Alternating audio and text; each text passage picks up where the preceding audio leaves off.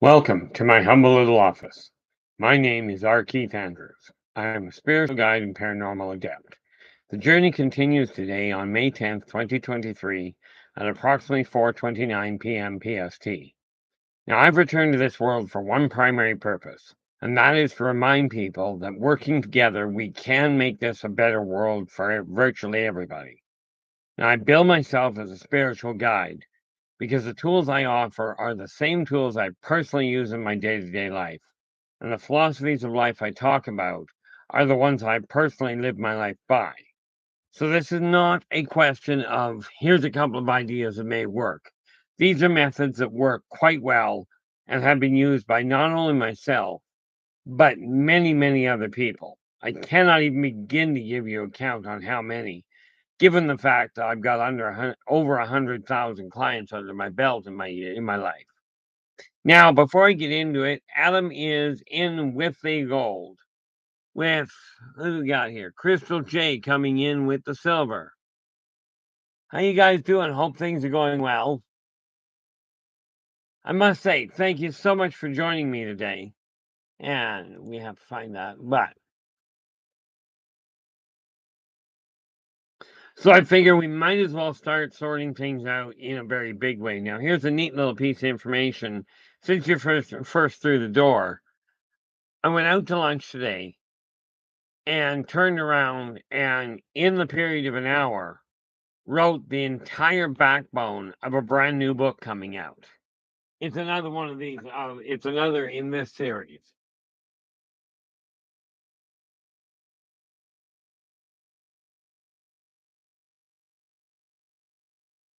This one is the first one that came out. Believe in yourself and follow your dreams.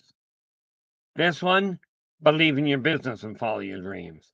The one I've just ordered the cover design for is believe in your finance and follow your dreams.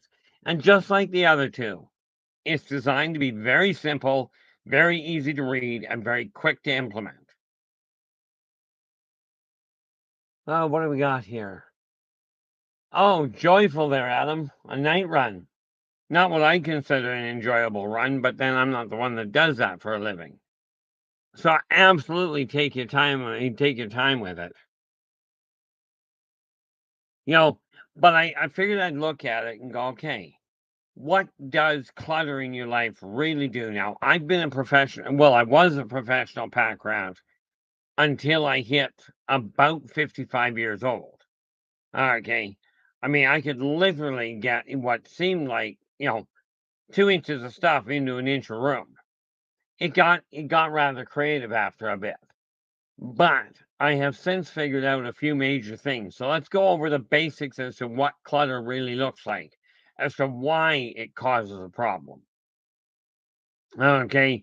Now, we'll start with the idea that a pack rat is somebody that keeps just about everything that may have a use.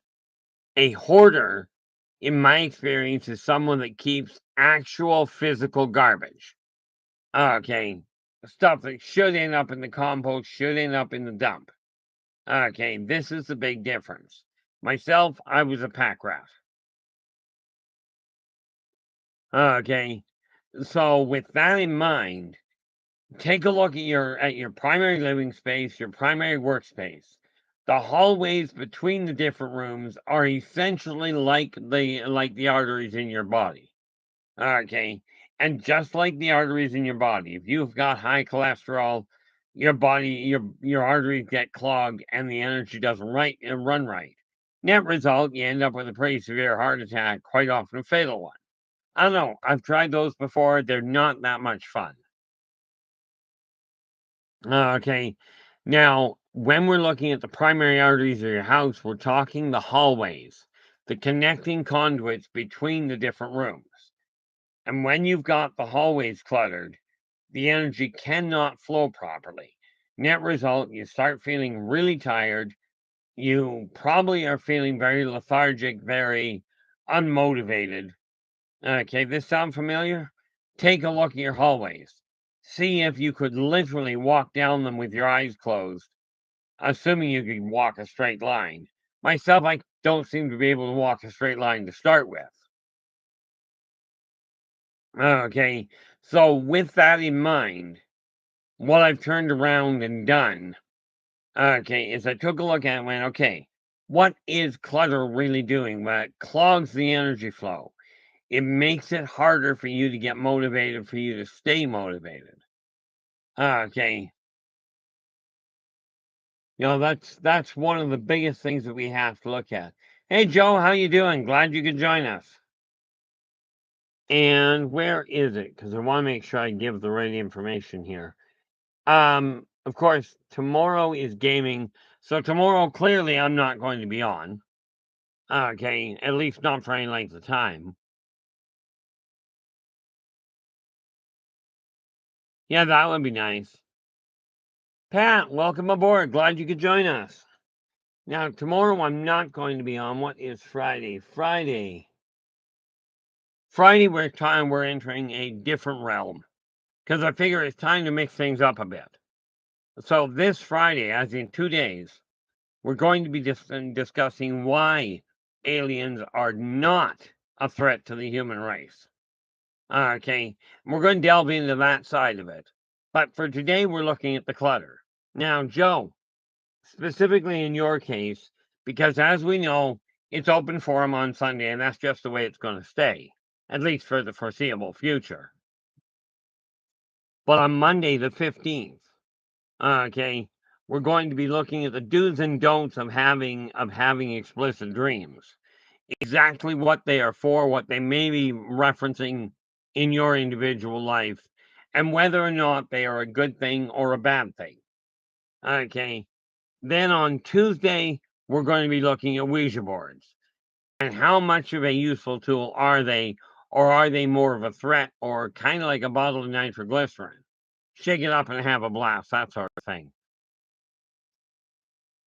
Okay. But you take a look. Now, like I said, I invariably suggest you take a look at wherever you work on your finances.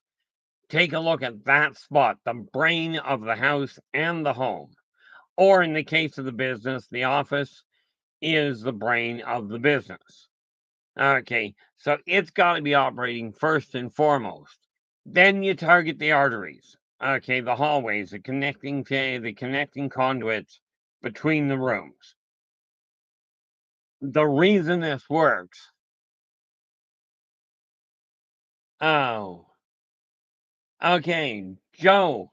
Joe just popped in. Hey, Joe, glad you could join us. And he's come right off the bat. Okay, that's a question I never even considered, but I see it here. And Joe's asking question 4 Friday. Okay, aliens are not a threat to the human race, but are aliens a threat to individual humans? And I'm glad you specified that for Friday. So, what I'm going to do here, and I got to stand up to do it, is I'm going to come up here over to my calendar right beside here, and Friday.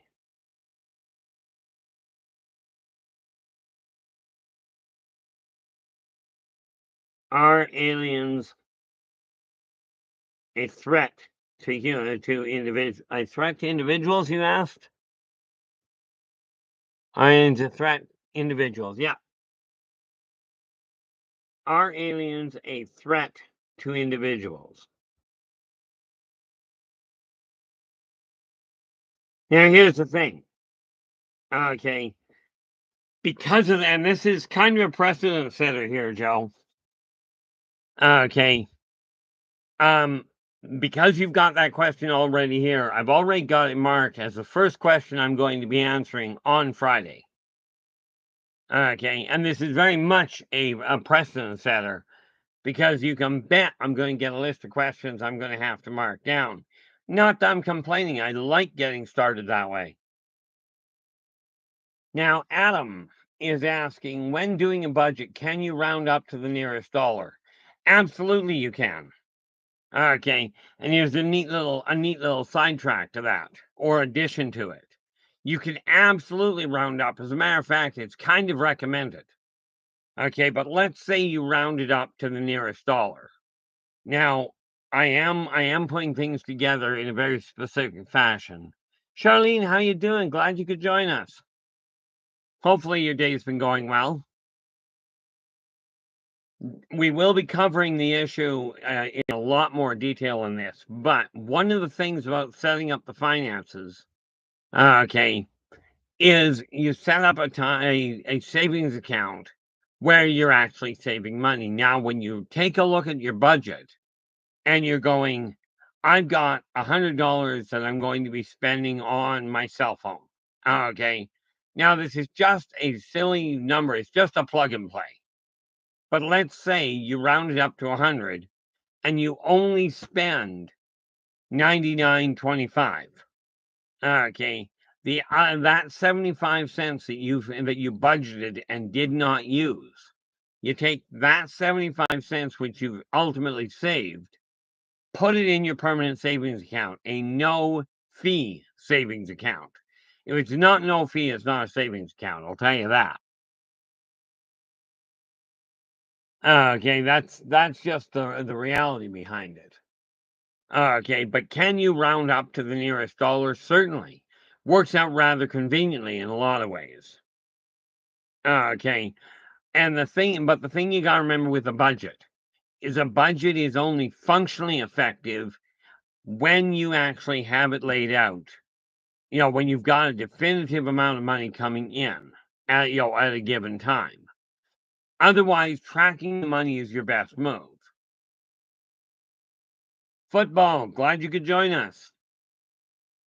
And we are 10 minutes in and we are already at 9 in the chat room. This is fantastic from my standpoint. And by the way, just a real quick point, we are currently sitting at 504 subscribers, which to my way of looking at it means we could be looking at 2,000, 2,000 regular listeners, and that's just a ballpark.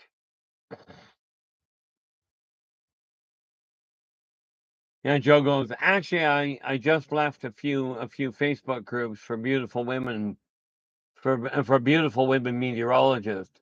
That was just unsafe. Other than that, I'm okay. I'm glad things are going well from that end. Football goes, does 1.6 gigahertz have a connection with off-worlders? Not in the way you're thinking. Understand, gigahertz are what humans register the wavelength as. That's not necessarily what the off-worlders do. Okay, but 1.6 gigahertz. Now I know that's more power than a. No, it's not.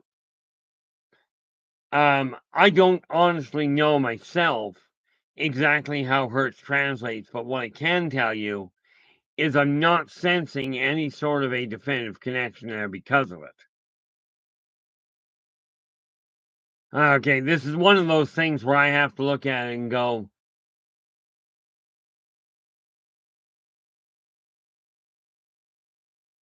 I can honestly tell you football, I'm certainly not.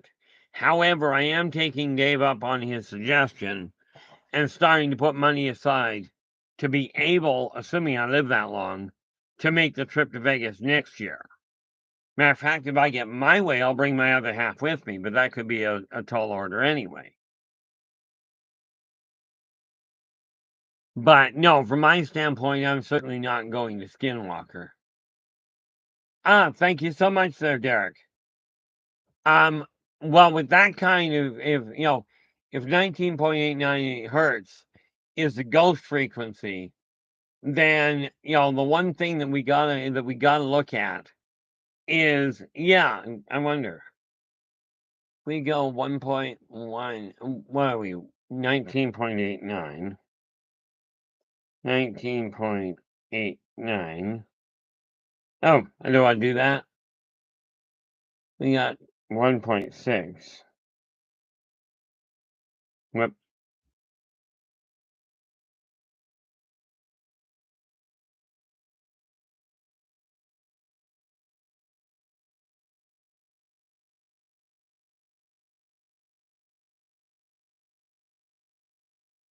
Okay, 1.6 divided by 19.89, 19.89.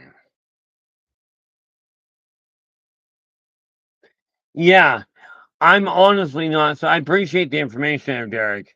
But specifically, does it have a connection to the off-worlders? Not that I'm aware of. And the primary reason for this is because there are so many variations on it, on the different races and the way they operate, that I find it difficult to take a look at one frequency and then go, that's where it bottlenecks. But have I looked into it? Honestly, no. Okay, I am going to be looking at a number of things over the next few months. I am quite happy to announce, though,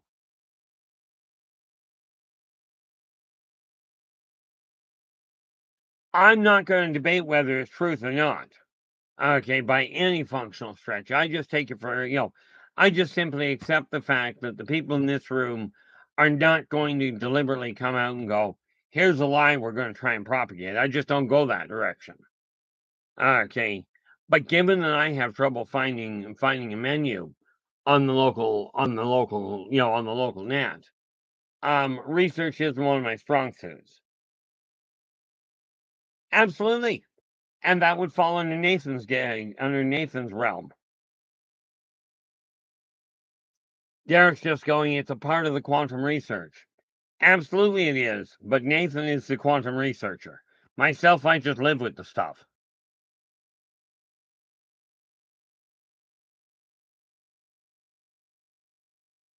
But when we're looking at cluttering, what are we doing?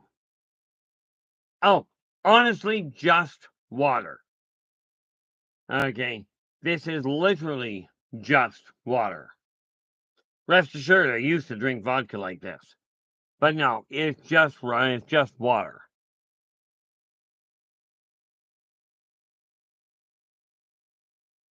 That would take me so far out, and there's one reason I won't deal with that one there, Joe. Number one, I don't understand the IRS. I don't think anybody, including the IRS, does. Okay, but I don't know enough about the IRS to carry on a functional conversation with it, aside from telling people that there are some pretty severe flaws that a blind person can see. Okay, but is it likely to be sorted out overnight? No. Okay, and be kind of like me trying to talk about income tax laws. In my opinion, they're backwards. The IRS, as near as I can figure, is pretty much the same category under a different name. Okay, but I do know that topics like that are very important. Okay, but I leave those for people that are very knowledgeable in those fields. How you doing, Dogface? Glad you could join us. What have we got? Football's asking for deep sea humanoids. That one we can accommodate, and considering I haven't filled it up yet, because I've been filling them up as I go along, so we might end up a few days down the road. But it certainly solves the problem. Let's see here. Whoa, let's break that off.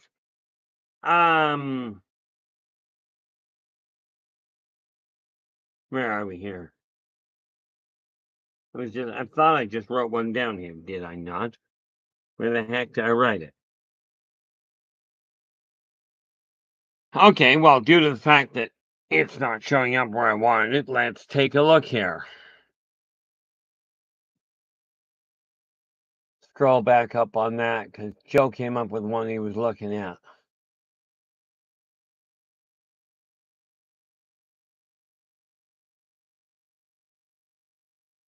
Oh, I know what it was. It was that question for Friday.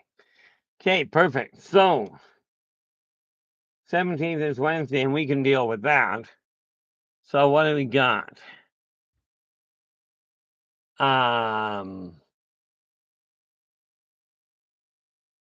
There we go. Okay, football.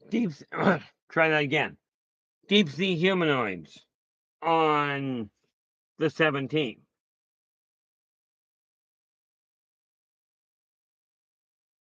And rest assured, there are a number of them. Which reminds me, I did not get something. It's a good thing I got a little bit of time after the stream, because I did not get the pictures over to Raven regarding tonight. Where are we here? Not a problem there, football. Yeah, I'm doing my best to get things a little on the organized side, and little may well be the issue, but we'll see what happens. But yeah, right now, like, that books us through Wednesday. Thursday is already a write-off. I've only got 2 topics left open for next week, and frankly, I'll fill them in if they aren't filled before the end of the night. How you doing, Eternity? Glad you could join us. Now, I think I missed something here. In case I missed it, well, just to be clear, Adam came in with the gold tonight. Crystal was in right behind him with the silver. Then Joe popped in with the bronze. And we have Pat OC coming in with the honorable mention. And then right off the bat, Joe pops up with a very definitive question for first thing on Friday, which we will cover it as the beginning question. And that is, given that aliens are not a threat to the human race, are they a threat to individuals? Okay, and we will deal with that one head on first thing on Friday, which I presume likely means that Joe is going to be in the chat room right off the bat. Okay, what do I got here?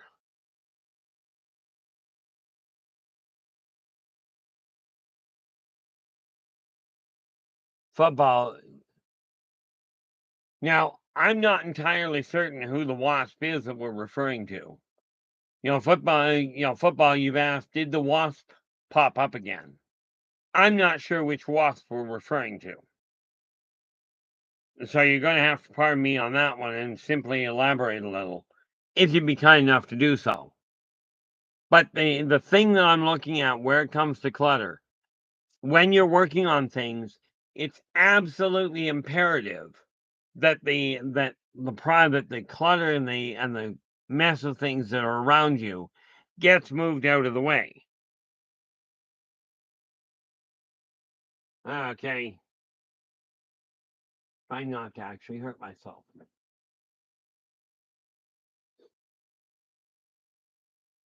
So what happens is when the hallways are cluttered, or for that matter, when your room is cluttered, you'll find the energy is really badly restricted. Oh, where you're referring to the figure I was looking at that I had up, and it's sitting up front right now. But give me 10 seconds and we will take a look at it. I'll be right back.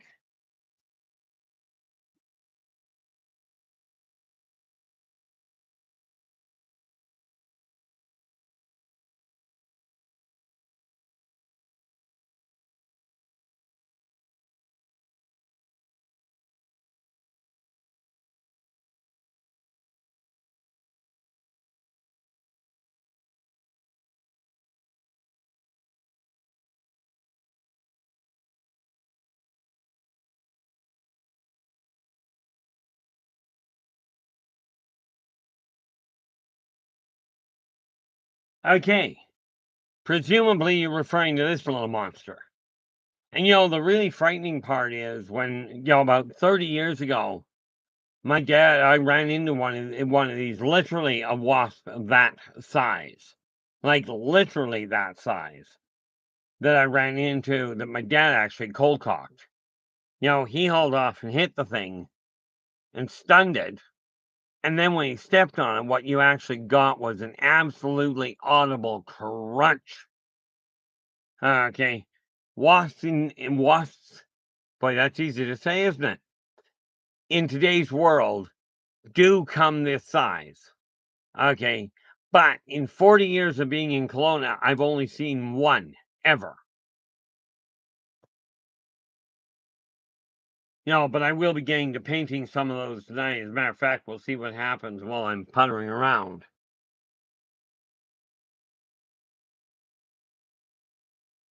But anytime you have clutter on in your area where you're trying to relax or where you're trying to operate, clutter restricts the energy flow. Don't take my word for it. Take a look at your hallways. Are they clear? If they are, this is great. If they are not, remove the clutter and see how much better the energy runs. Okay, this is just something I found out over the years. Okay, but this is not a question of my telling you, give this a shot, it may work. This is a case of my telling you, look, this is something that I do. This is the way my life is run. This is why it has turned around. Okay, I put the books back up. You would think I'd remember to keep things down where they're easily accessible. But no, I got to do it the hard way.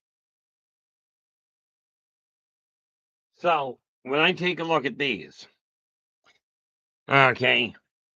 Oh, by the way, I mentioned I was fighting with the government regarding my employment insurance. I got a tiny check today, but at least I know they've got the money, they've got the email right, the email address right, and I can actually get the money. This little book, Believe in Yourself and Follow Your Dreams. This is the backbone to how I turned my outlook on life around. Okay. Now you'll notice it's not very big. Okay. It doesn't have to be. The idea of these little booklets is they're chock full of information. If you really feel you've got to reread it, they're really short, really to the point. Okay. At least I like to think so. Then we have this one. Believe in your finances and follow your dreams. This one's believe in your business, rather. And it is literally the backbone of how I laid out the way my company runs. And yes, I got the financial problem out of the way as far as EI went. And all of a sudden, I'm starting to do more consulting. I've still got my contract running online. And of course, I went to lunch today, right, and sat down in a matter of an hour. I wrote the backbone of the next book coming out.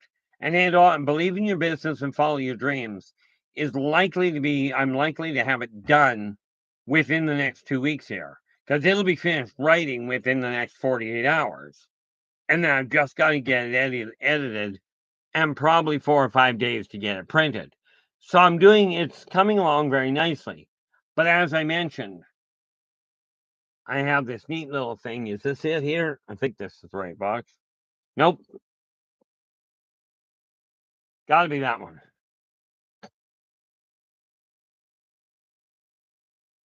That's my database. Try and hack that. Good luck. The answer to your question there, Dogface. I had roasted Italian red pepper chicken wings. They're from my standpoint, they're pretty much a Wednesday staple if I can make it. Henry, how you doing? Glad you could join us. I didn't see you sneak in there. But no, it's funny at Wings. I've got Wings is the only restaurant in this city that I actually go to because it's close by, it's not crowded, and I get along with the people and they treat me properly. So I can walk in and they literally look at me and go, "Your usual table?" So I'll go, "Yeah." So they'll sit me down at my usual table. And then depending on the day of the week, I've got like 3 or 4 different regular meals I have there. Yes, I spend too much money in a lot of ways on restaurants. I don't like cooking.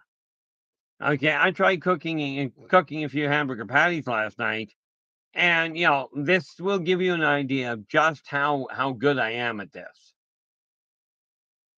Okay, it was like 2 o'clock in the morning. I decided to cook a couple of hamburger patties. The smoke coming off of the stove was so bad and I didn't burn them. I didn't end up lighting the house on fire, but the smoke coming off it was so bad it set off the fire alarm, or the smoke alarm rather. And it was just absolutely stupid. Do I understand why it works that way for me? No. But I may explain why I don't spend a lot of time in the kitchen. For me, football, I like the wings. You know, I don't like the wings that are covered in sweet and sour sauce because I don't like the sticky feel.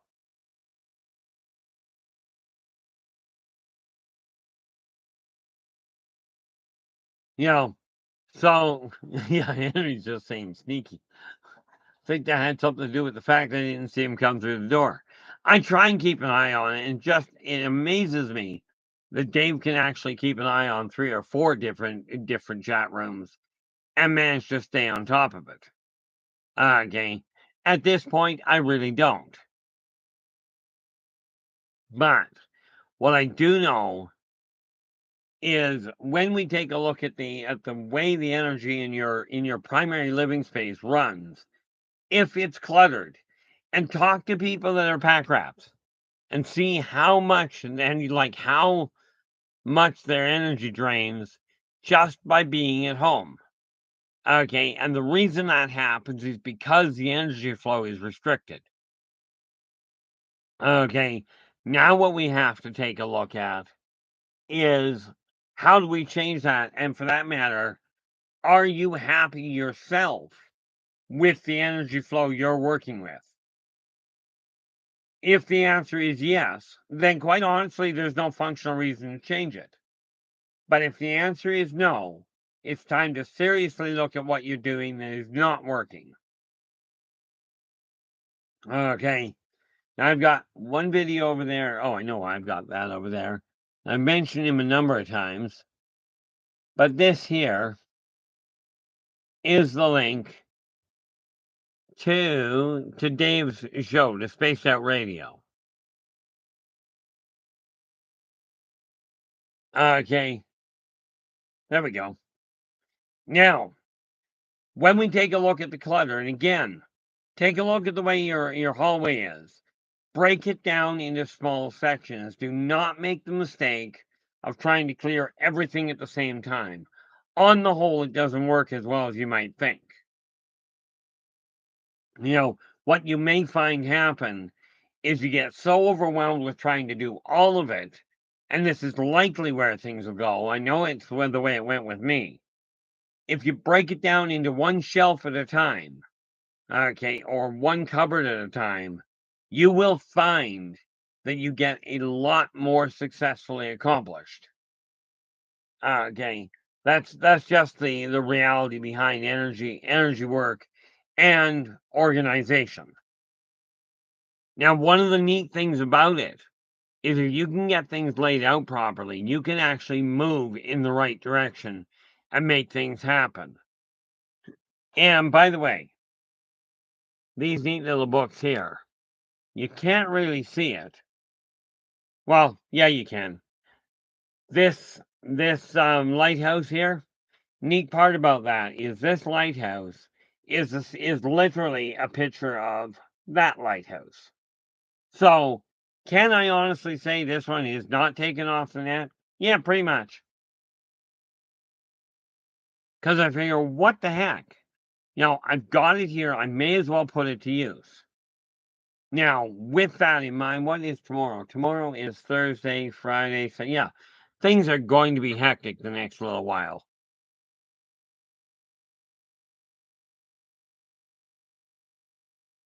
One of the things that I do have to take a look at here, and I really encourage you to take a look at, is is your life running in the direction you desire it to be moving? Okay, clutter itself. Well, yeah, clutter in your primary living space, in your primary work area, if it is disorganized, is very much akin to filling your physical arteries with, with cholesterol, with plaque, whatever you want to call it. Okay. And this is why it slows the energy down. Picture, if you will, your hallway has, let's say it's a standard hallway, 2.5 feet wide. Okay. But you've got stuff all in the hall, in the floor. If you don't have that 2.5 feet of room, you're going to have to move more slowly and really restrict the speed that things are happening.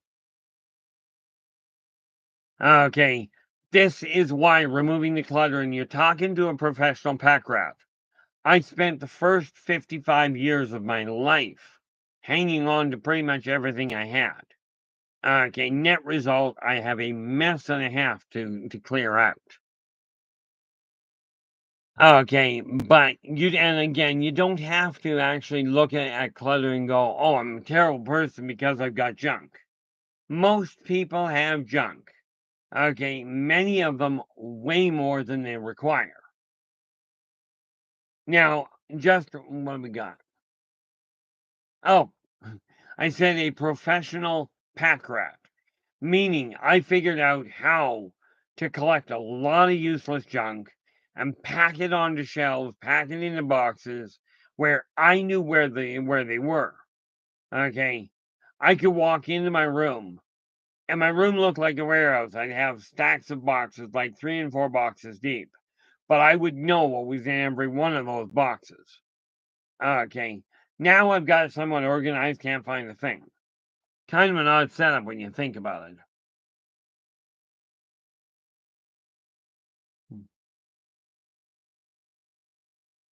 Well, technically the answer would be yes, but not the way you're thinking. Okay, I've always suggested asking Keith, can you eat food in the afterlife? In the afterlife? Yeah, ultimately you can, but it's kind of like working with a fusion reactor. You absorb the energy off of it if you choose to, but it is not a requirement. After you've passed away, without a physical body, you do not require nourishment. Okay, you feed right off the energy around you. Ozzy, how you doing? Glad you could join us. Oh, so you're off to a good start, are you? You know, the nice little part about it is that once you pass away, the normal requirements of eating, of sleeping, of resting, all of it is gone. You simply exist. This is one of the reasons that the physical world became so appealing to people. Okay, was because they had these limited senses and they had to filter everything through it and figure out new ways to work with it. Net result, a major learning curve. And we have an interesting setup here. So before I try and do that, we move that speaker down there. That way, when I go to open the window, I don't actually drop something like I did the last time.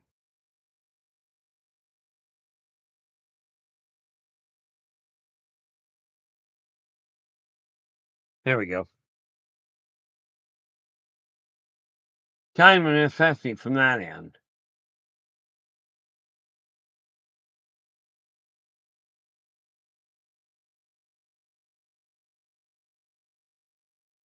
Yeah, nice part about it, a workout is not a bad idea. I tried going for a walk today, and turns out my stamina just isn't even remotely close to what I require.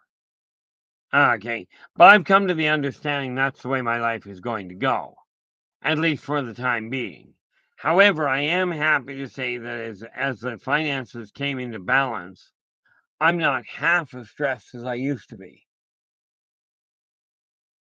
Let us just see something here. Where did my mouse go? I hate that.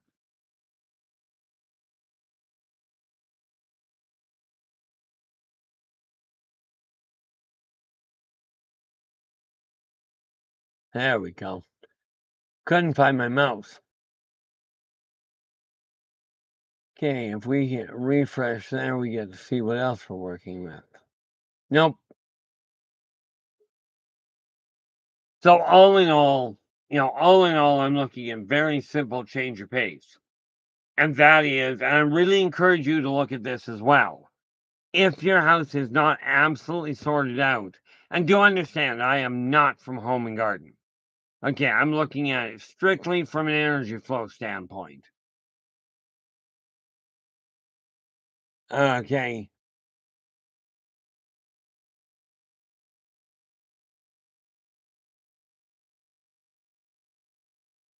interesting. Okay, I'm looking at it strictly as an energy flow point. Because if the clutter in your house, if there is no free-flowing energy, a couple of things we can look at. But first and foremost, if the energy is not moving freely, you're going to find yourself tired. You're going to find yourself, in all likelihood, very unmotivated, possibly depressed, and the list goes on. Clear the clutter out of the way, and all of a sudden you've got a wonderful setup where your energy level climbs and you get a lot more accomplished. Now, I will tell you, I'm just going to walk over the other side here, but you can still see me. I've managed to get these sorted out. So that's just pencils. That one's pens. That's my mechanical pencils, felts, and my marker. But by organizing this, when I go looking for something, I can turn around and go, there it is, and pull out what I require. This is one of the nice things about it. And it is not there. Sure, I left it up front. I went and wrote like I said, I wrote the backbone of a new book. And it's going to come out before everything else in all likelihood, because I'm now into full edit on Race of the Worlds. I got the last of the pictures in. I will be sending some, as a matter of fact, I've got to make a note of that. As soon as I get done this stream, I've got to send a number of pictures over to Raven. And hopefully she'll be in here at some point tonight. Okay, where are we here?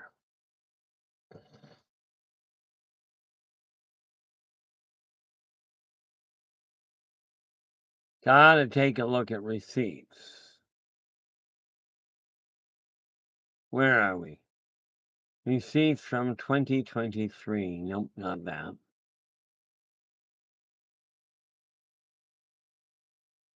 There.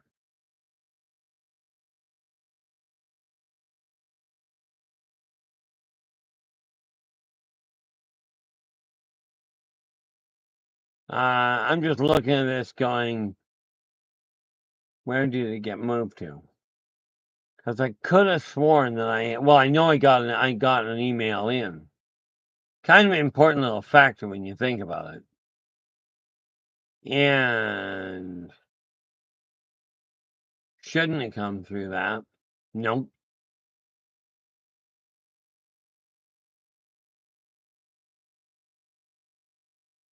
Yeah, I don't know how that worked. In any event, okay, when we take a look at the organization of your home, okay, making certain that you've got everything in the right place will make it so much easier to get things moving properly. I tell you, it was absolutely amazing from my end.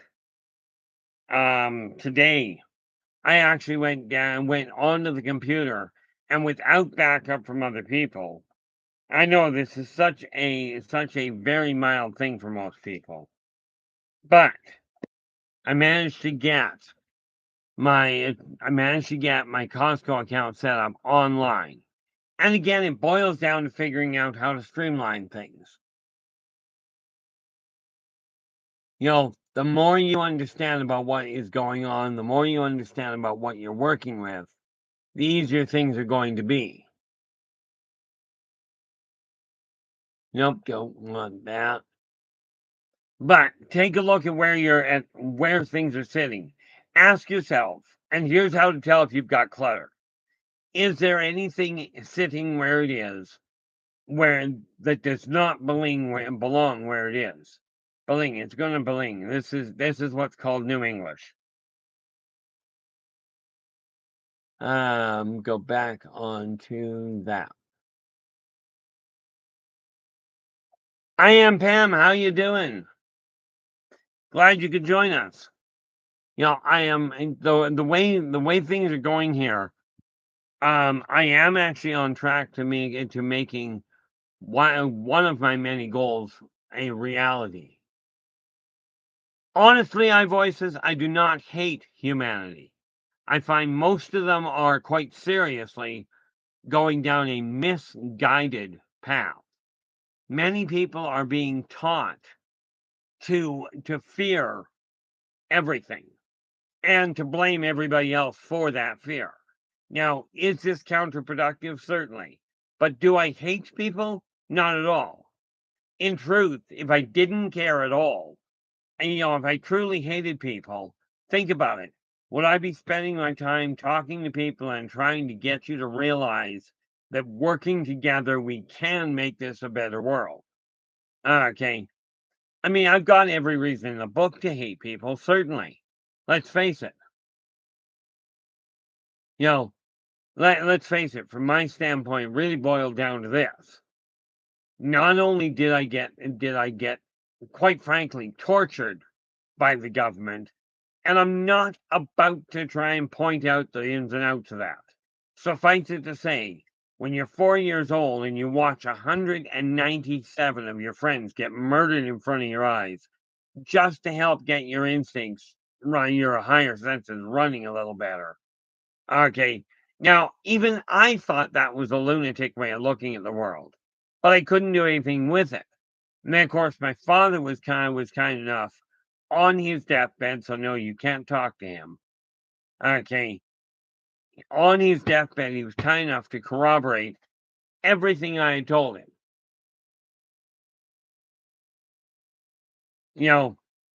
So I mean, I went through dealings with the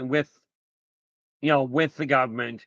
I was bullied my entire life, well, my entire childhood. Okay, because I did not see the world the way it was. And much as I have my viewpoints and what have you on so-called First Nations, and the reason I say so-called is because, in my opinion, number one, they weren't the first people on this planet, on the continent. That's first and foremost. Secondly, if you were born here, you're native, in my opinion. As a matter of fact, look at the definition of native. Okay, but this said, when I was in elementary school, the two kids in one particular year that treated me better than anybody else, both were so-called First Nations. Okay, it wasn't the Caucasian people that treated me decently. Okay, it wasn't the Negroid race. It was the so-called First Nations. Okay. Um.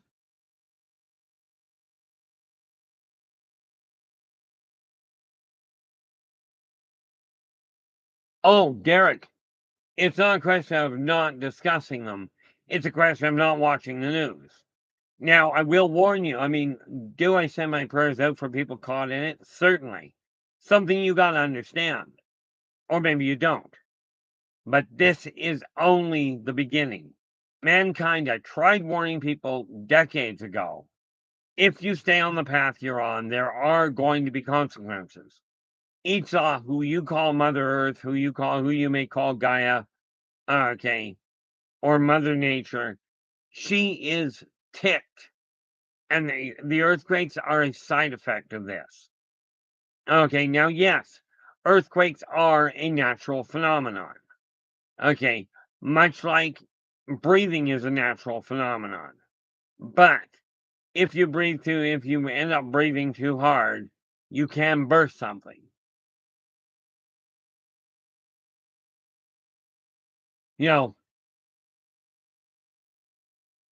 Absolutely they did, and they did, Derek. Not only did the Egyptians, but the Vikings were over here. Yeshua himself, 2,000 years ago, walked the earth in the Americas.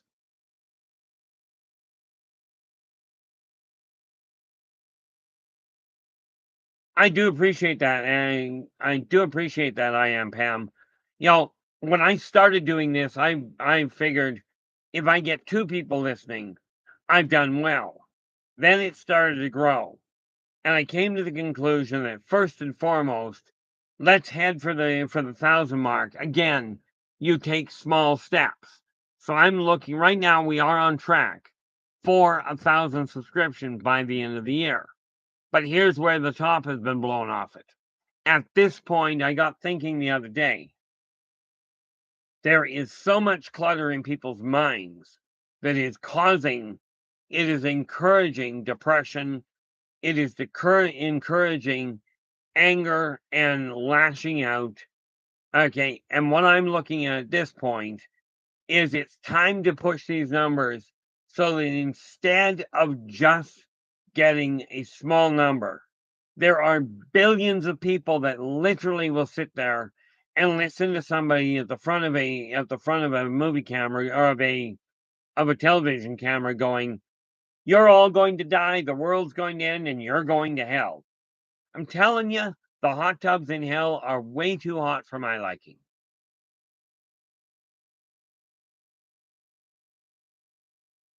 Why doesn't that shock me at all there, Derek?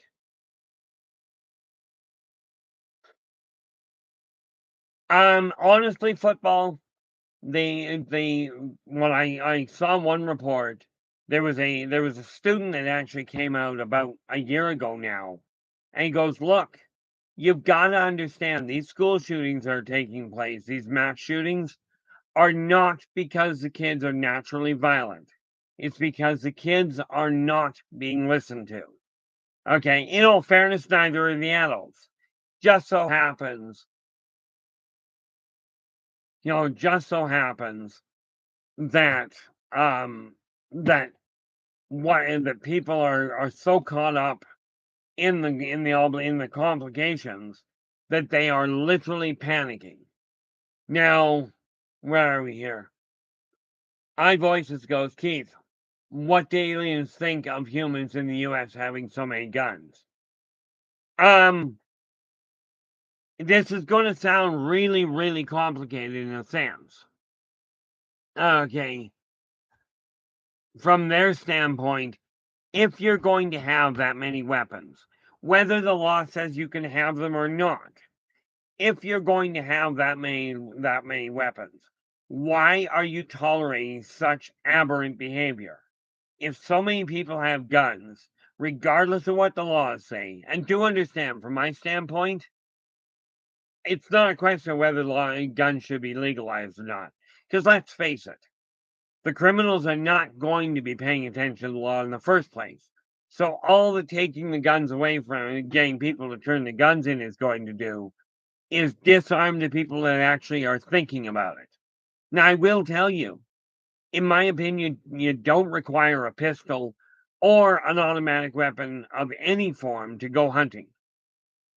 Okay, something else that we have to look at where it comes to the whole issue of guns and the right to bear arms. You did, but the people that had the right to bear arms also had the training to both load them and repair them where necessary. Okay, they were taught how to handle them properly.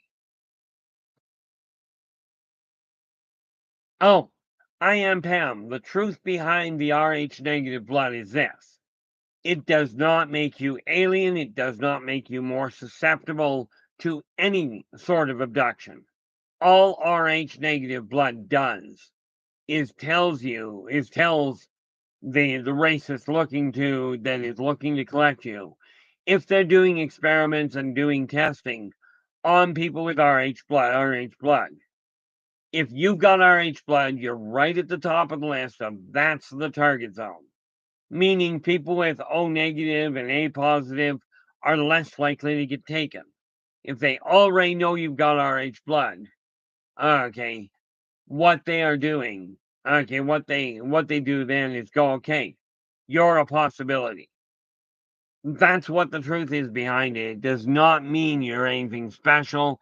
It doesn't mean you're anything gimpy. Okay. It simply means your blood is Rh negative. Now you gotta remember, with 8 billion people on the planet, it's unheard of on any other planet for them all to have the same blood, the same blood type. But it does not make you any more susceptible or any more of a target for any one of the races. Well, that's not entirely true. But it's not the races, it's individuals. Especially when you look at the shadow walkers. Okay. Some of them have a preference to different types of blood. Much like certain wine connoisseurs have a definite preference to a certain type of wine, or in my case, it was a certain type of rye. Okay, but does it mean, like I've heard rumors that people have said, RH means you're part that you're part alien? No, RH simply means you've got RH negative blood. I don't know exactly how they come to the conclusion in that marking. Okay, what I do know is it's not a target. Well, that works out conveniently, I am Pam. You know, the fact of the matter is, many the people that think they're alien, okay, most of them, what it is their past life memory of the last incarnation is overriding, and they're having trouble adjusting to this life. But I'm telling you, if you're here and you're looking like a human, what your past life was is not a relevant issue. Okay, it's relevant in regards to looking at your past life.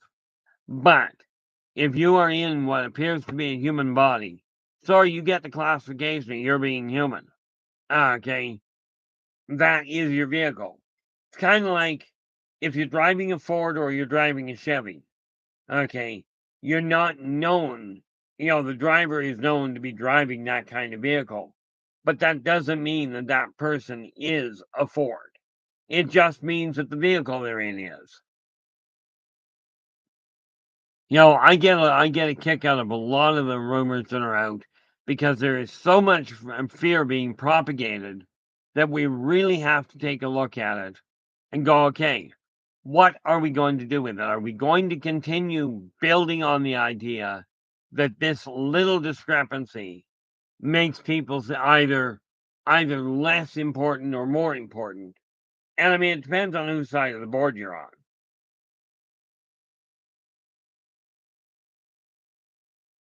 For me, it really boils down to this. If you're good people, if you treat people the way you desire to be treated, okay, then what ends up happening is karmic law you're stacking the deck to have positive things pulled back to you.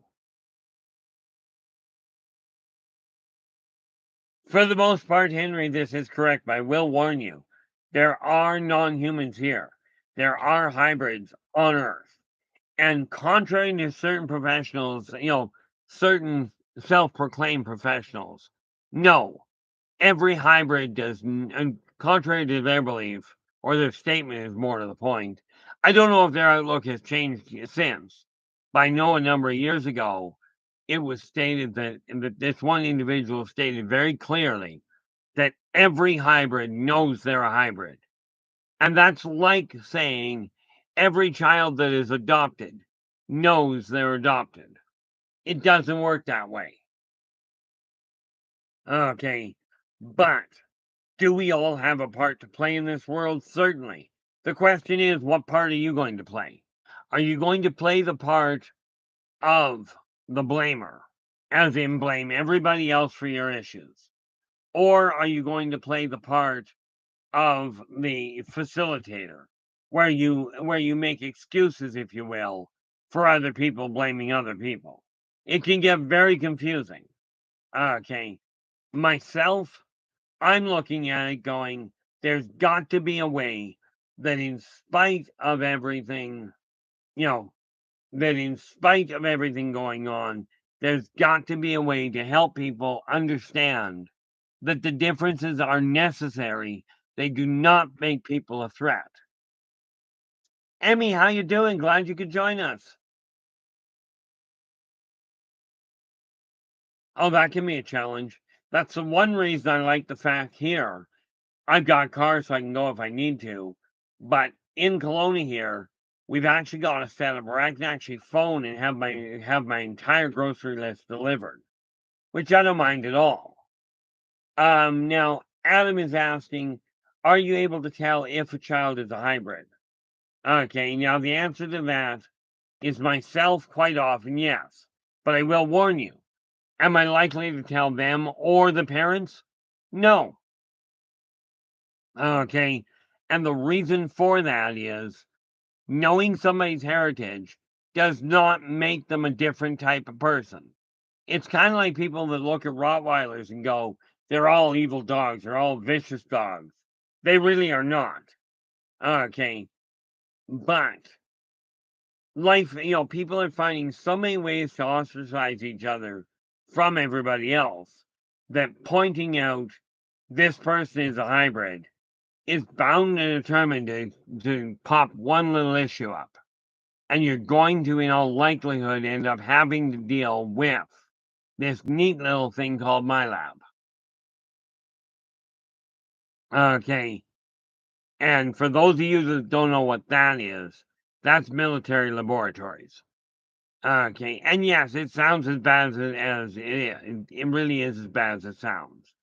Experimentation on humans to make humans into something different. Okay. Experimentation and or psychological torture. Okay. Like I said, 197 friends of mine. Okay, I call them friends. We were in the same lab. Okay, 197 of us ended up dead. Okay, there was one Oriental who happened to be a pyrokinetic. There was one African that happened, and he was Numenorian black. Okay, that ended up being a psychokinetic. Okay, and in my case, I just ended up being psycho. No, in my case, it really boiled down to being able to analyze where people are standing in a heartbeat. Okay, but again, I look at the physical clutter and go, you got one and two choices. Let me ask you this. Which is easier to alter? The clutter in the physical world or the clutter in the way you're looking at the world? Like the clutter up here. Okay, which is easier to change around? What you see in the world or what you feel, what you think, what you feel? Okay, because I will tell you, we get your brain sorted around where you come to understand just what you're capable of. And, it was said once, centuries back, all that I do, thou shalt do, and more. And what that really boils down to is you are capable of manipulating the energy to modify the cash flow, to modify your life. Honestly, voices, everything I've found is that psychedelics are, for some people, they're a good getaway. Are they a benefit to helping you see the spirit world? In my experience, in my personal outlook, absolutely not. They're a great way to make you think you see the spirit world. They also call those hallucinations, by the way. The North Americans used to use peyote to help them see the spirit world. But I will tell you, the ones that are best off are the ones of you and you guys.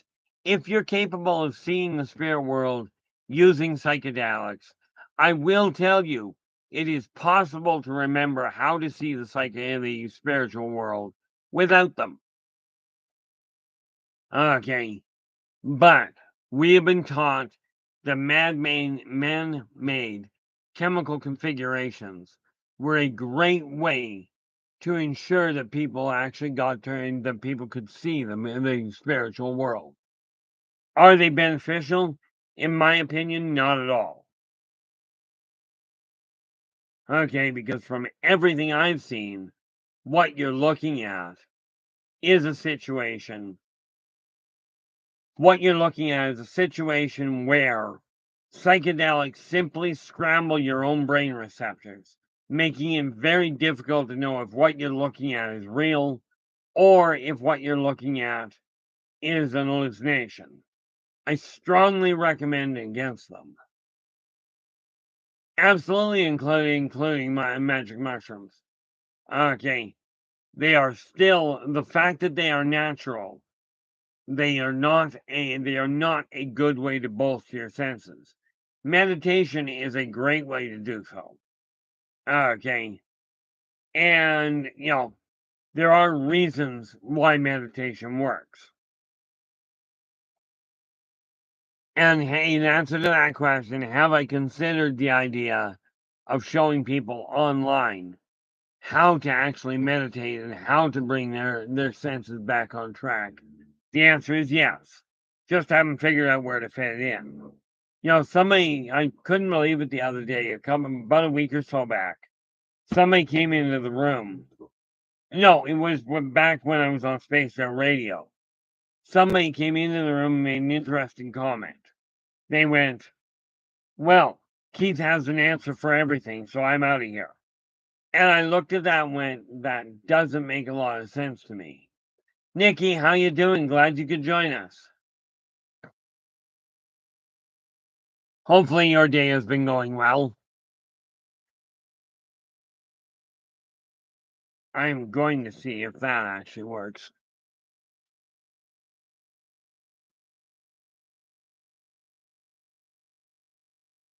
A little brighter, but much more importantly, it opens up the airflow a little.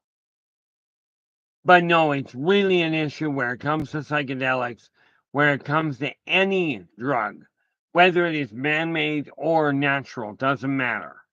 Okay, it's not a great balance point.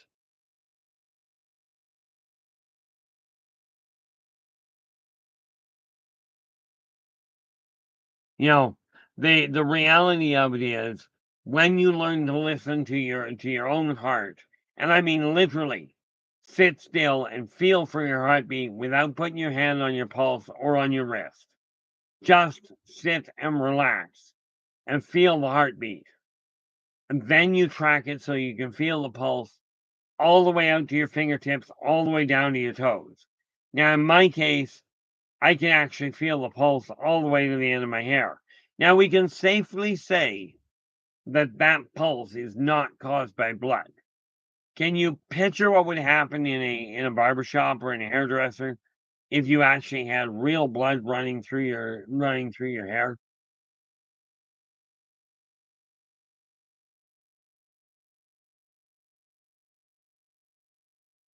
Absolutely, Joe.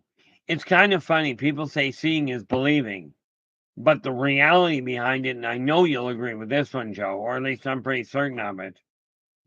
It's not a question of seeing is believing. It's a question of believing is seeing. Because if you don't believe it's possible, your brain will discount whatever you're looking at. You know, this is why, and I'm going to bring up the issue around graveyards and what have you. I look at graveyards out of respect for the people that have buried their loved ones. You don't walk on the graveyards.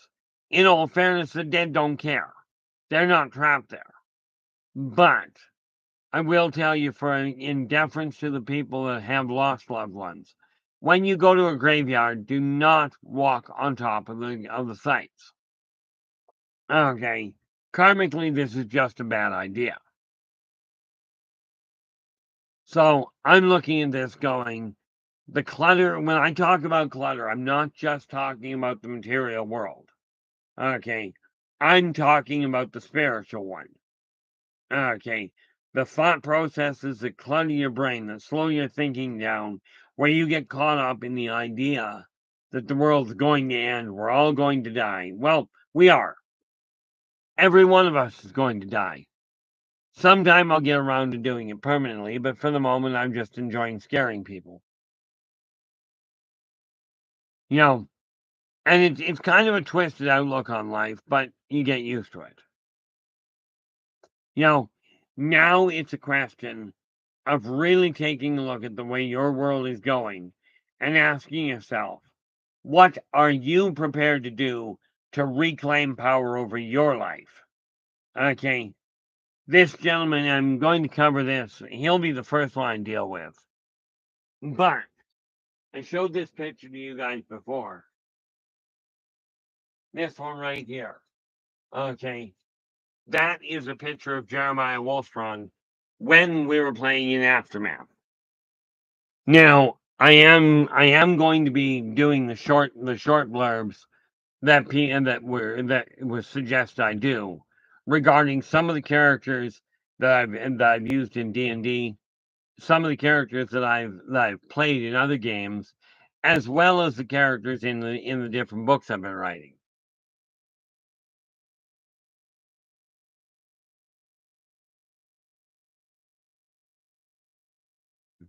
Well, I won't argue that beer helps a lot, but I will tell you, Joe, if ibuprofen 600 is not working for your back all the time, I don't know if you can get it where you are.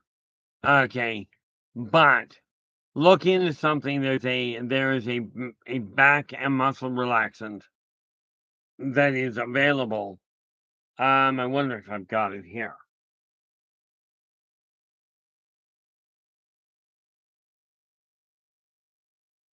Yeah.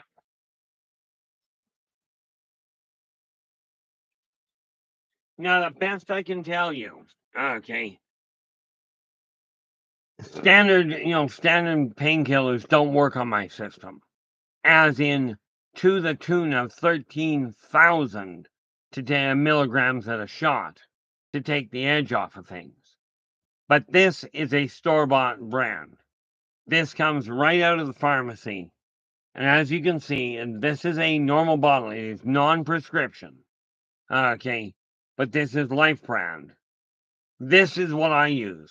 Now, I just mentioned to take the edge off of pain in my body, 13,000 milligrams of IBU. I think this is IBU on this. No, this is acetaminophen. Okay, but 13,000 milligrams. I take 2 of these. Okay, 13,000 won't touch it. 14,000, my system gets a little screwy. But 2 of these give me 1,000 milligrams of the acetaminophen and 800 milligrams of something called methocarbamol. Okay, quite seriously, if you take a look at that, okay, give it a shot. From my standpoint, it worked like an absolute charm. And what do I got here?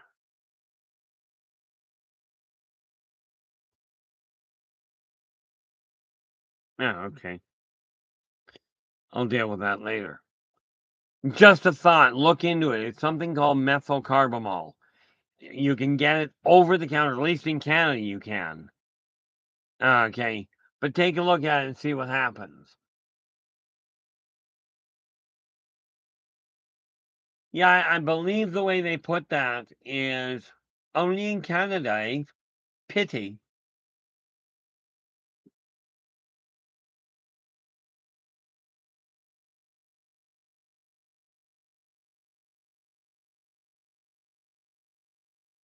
And thank you for that added information there, Nikki. I really do appreciate it. This is why I keep commenting. The people in this chat room are phenomenal at supporting each other. Don't ever let somebody wander in here and go, "Oh, you're just a bunch of trolls." You're not. The thing about this particular chat room is that I encourage, I will continue to encourage you to help other people. Whether it's helping people here or helping people on the open market, out in the open. Okay, doesn't matter. The fact of the matter is, we're not going to get society turned around if we don't start actually working on it. And I'm just going to take a look at this and see what happens. Periodically, I hit refresh to see if we're dealing with anything. But no, when I talk about the clutter slowing things down, if your brain is too active, is too caught up in the negative aspects of what's going on, and this is why I absolutely avoid watching the news, because they focus so much on how bad things are instead of how good they are. It's absolutely appalling. Okay. And this is why I will repeatedly tell you, okay, if you are one of these people that does feel the need to read or to post negative stuff about who shot who murdered who, whatever, for whether it's posting it or reading it, doesn't matter. If you're posting, then post to things of a positive nature. If you're, if you're listening to it or if you're reading it, then read 2 things of a positive nature for every negative one you look at. Okay. I quit watching the news decades ago, and this is why when people go, well, this was on the news, why don't you know? Because it was on the news. I kid you not, I've looked at newscasts where the only thing these people got right was the location it took place. But when you choose to start letting go of the negative things you're listening to, of the negative, the negative energies you're dealing with, when you stop feeding them, and there's an old native way of looking at it. Every person is born with 2 wolves, in their body, both fighting for dominance. And the question is, which one is dominant? Which one gets to be the strongest? And I'll tell you, the one that gets to be the strongest is the one you feed. If you feed your mind with drivel, with depressing things, with anxiety causing issues, then you're going to feel that way. Okay. Now, do I have my bouts with depression? You bet. Okay. Do I have my bouts with frustration, with issues around my heart? Absolutely. But am I going to give in to them and say, I'm going to die because of them? No, I'll die on my own terms. Just not yet. And this is something that together we can remind people. Yeah,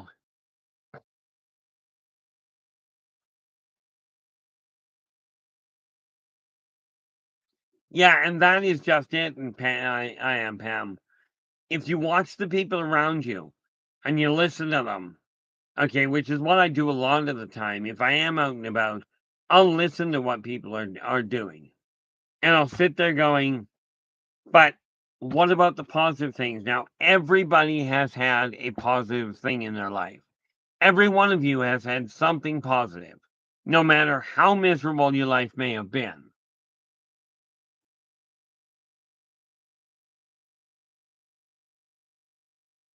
Ozzy just saying, I had a bit of freedom moment 2 weeks ago. I'd been 8 weeks into my old man's situation and got away from my family for the weekend. I stayed in a caravan and it was raining and rushing down the sides. I am Pam goes, but Dave Scott has to call me. I am Pam. Yeah, I mean, I get a kick out of it in some ways, and hopefully you don't take offense to it. I look at it going, and this is why I've told people, whatever you got listed there, that's how I'm going to refer to you because that's how I can remember it. Most of the time, even when I was doing consulting online, okay, I would write the person's name down because if not, I'd forget what the person's name was I was talking to.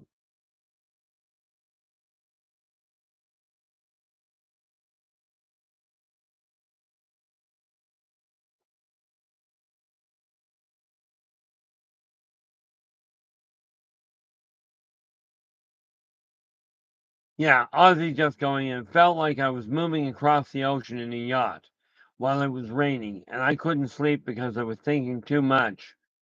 Then I just started saying in my head, wash it all away. Wash it, wash it. Wash it all away. Next thing I know, it's morning. I feel like $1,000,000.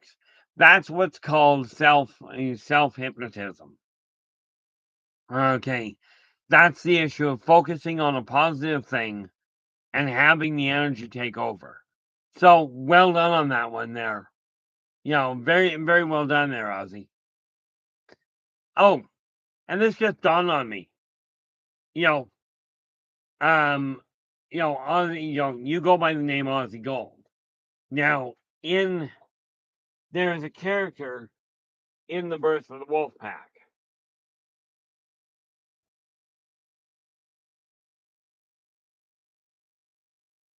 Okay, In this novel, there is a character called that his name is literally Ozzy.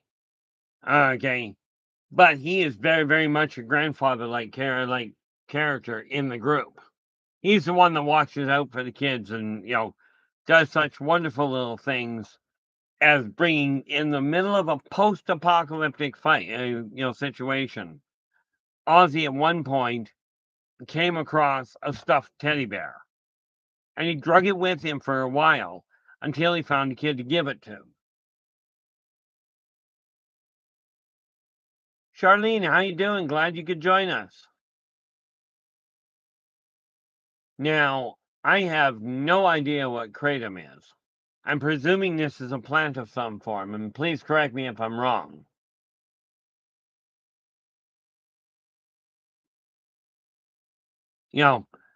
But no, the neat part about it, when I built this character, I didn't build it. When I wrote this book, Ozzy was built by another gentleman. Okay. But for those of you, and I will get to him, like I said, I am going to start covering the different characters that I'm writing with, different characters I've played with. Okay. I am Pam is just added. My husband of 34 years suddenly passed last September. So Dave playing with my handle was living. Yeah. And this is very belated there, I am Pam. Okay. Very belated, but my sincere condolences. I didn't lose my husband. Of course, in all fairness, I'm not attracted to guys in that fashion, so I'm not going to have a husband.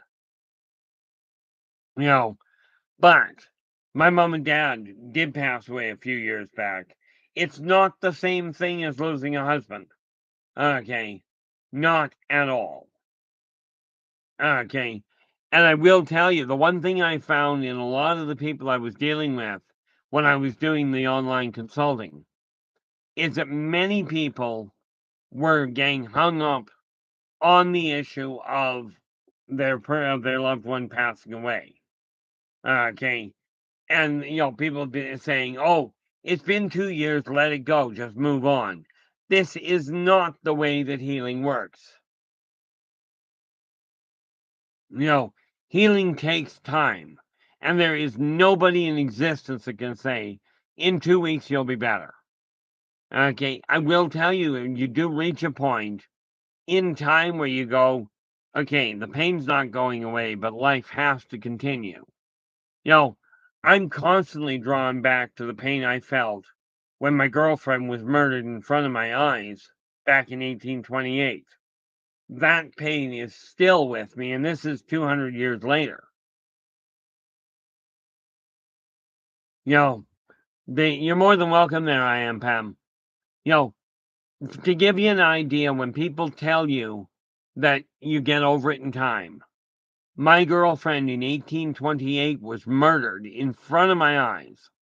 Okay, I still have nightmares about that day. And we are talking 200 years later. So if you're only suffering if you're only having trouble coping for a couple of years, you're doing well. Okay. And this is just the sad reality of it from what I've seen. And yes, this does mean that past lives do have a direct impact on your current life. Okay. When I went from 1828, well, she was murdered in 1828. In 1833, my heart gave out because, well, I literally died of a broken heart. And then in 1898, I was born into the family of a young couple in Chicago. Okay, I was an excessively violent, angry man. Okay, very violent. To the point that by the time I was 16, I already had a half a dozen murders under my belt. But because of the fact that I was underage, nobody, they just kind of brushed it off, or they tried to anyway. At least until I ended up in jail doing it in 7 other people.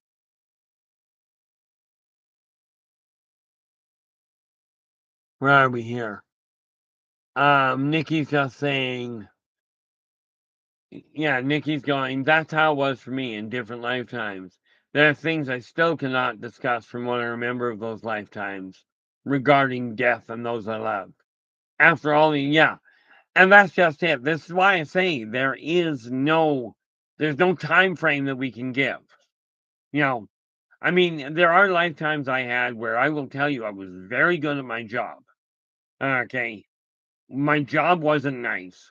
I used to work for the Spanish. I worked for the I worked against the royal house during the Spanish Inquisition.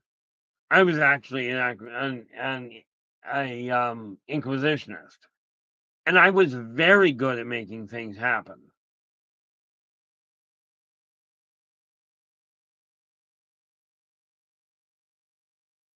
The thing is, all of these things can be cluttered up here in your head.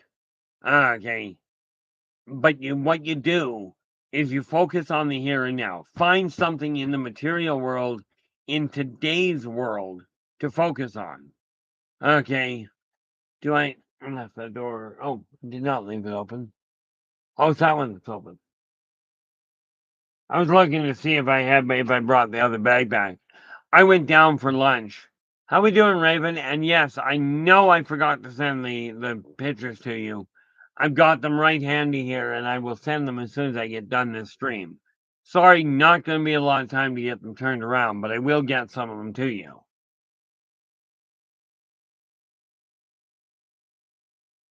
Let me just see here. I do that. Yeah, no, I'm not going to do that. But we are looking at a situation here where it is absolutely critical that we really start to support each other. This, I think it was Churchill that made the comment, and this is our greatest hour of need. Well, at the time it probably was. But I'll tell you, we're facing something a whole lot worse than what World War II was. We are looking at global devastation based on our own behavior. This is not based on anybody coming in and taking over the world. Okay, this is based on people going, I'm going to blame everybody else and do nothing to change my own life. Okay, this is why I've sat down today. And I kid you not, in about an hour, while I was having lunch, I wrote out the backbone of the next book coming out. Oh, Derek. Derek found out why his legs keep swelling. You got a tumor on your liver. Oh, this is not good for your health, by the way. But my sympathies for you on that. Do understand, tumor on your liver, number one, is a pain in the neck. Well, it's a pain in the leg. Okay. But can it be dealt with? Certainly. Um,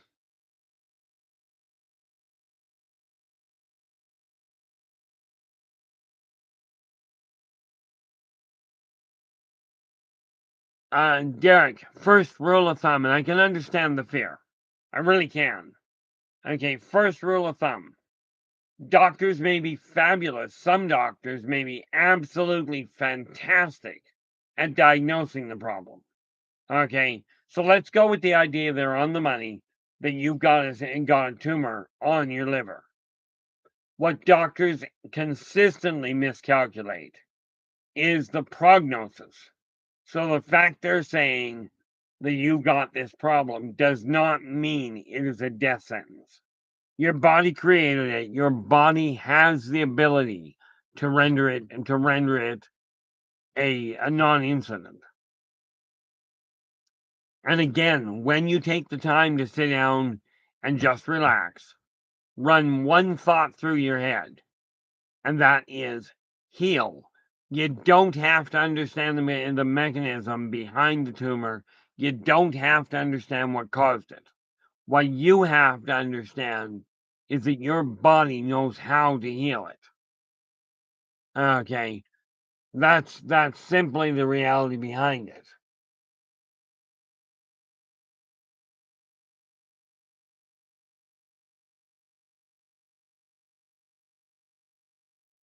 Derek's just asking, do you think though people can lay hands on people and be healed? The answer is honestly, yes. Give you an example. Okay. When I was still married, my father-in-law was diagnosed with small cell rapid spreading cancer, or rapid spreading lung cancer. They gave him a 5% chance of surviving it, and of that 5%, a 1% chance of beating it. Okay. So they were, after 6 weeks in a coma. The entire family was called into the hospital and told, "Look, I'm sorry, he's done. We can't do anything more for him. We're going to give him last rites." So I was not bloodline, so I didn't go into the room, but I waited out in the hallway, which, rest assured, was a challenge for me.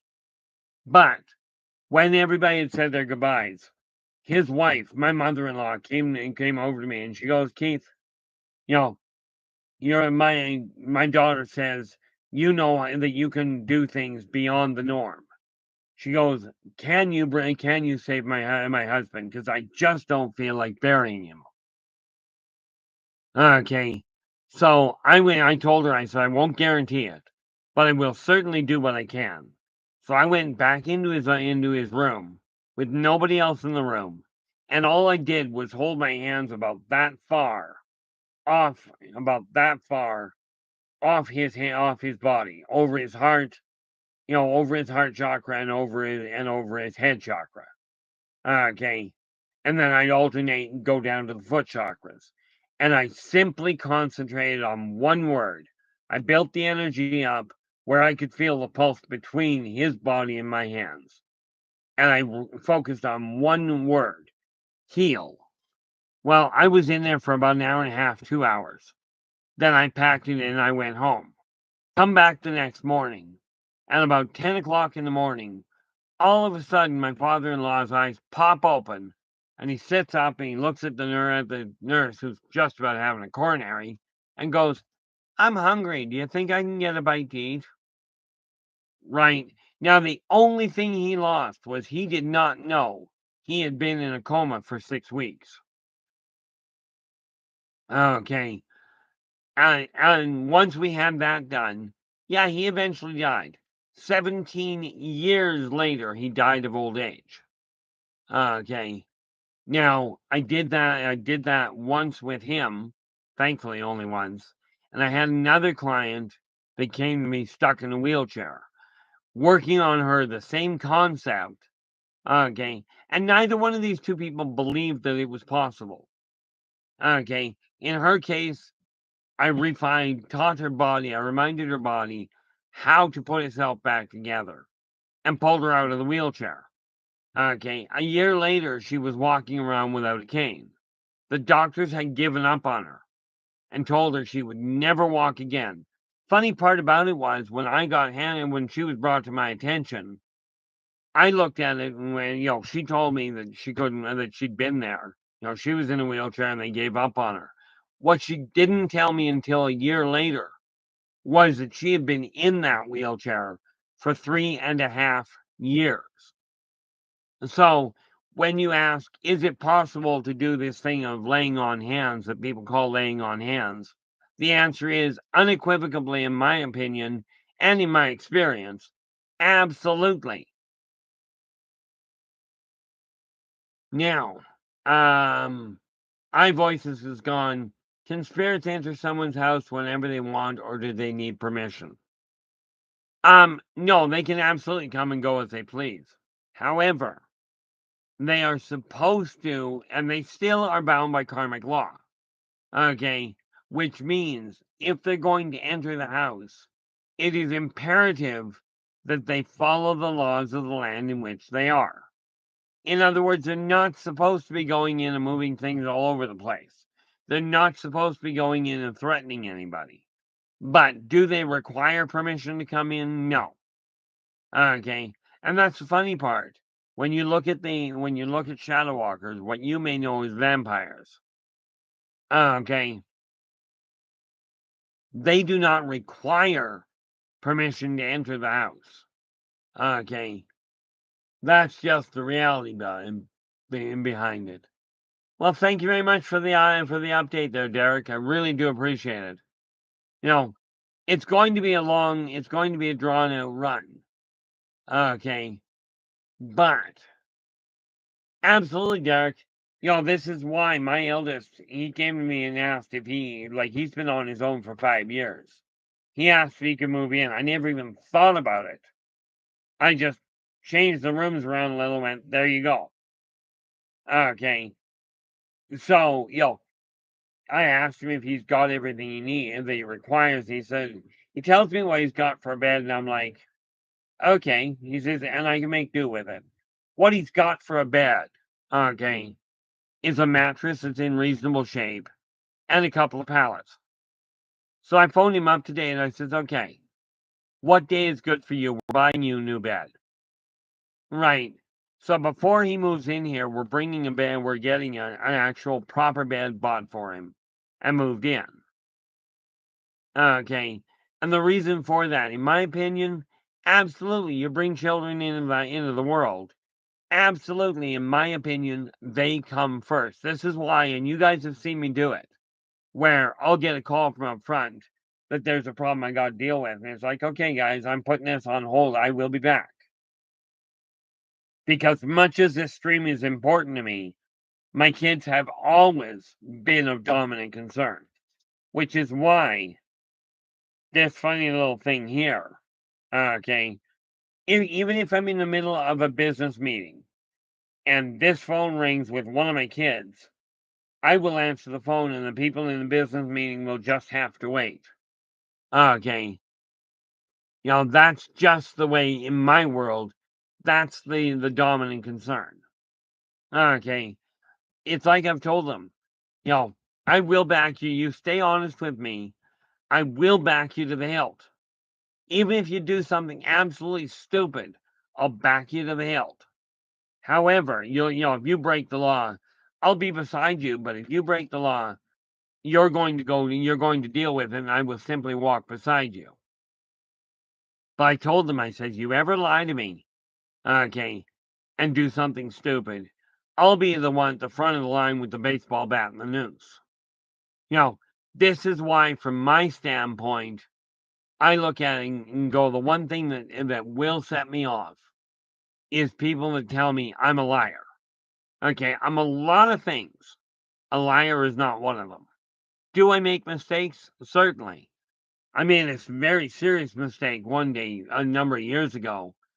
I actually thought I was wrong and I wasn't.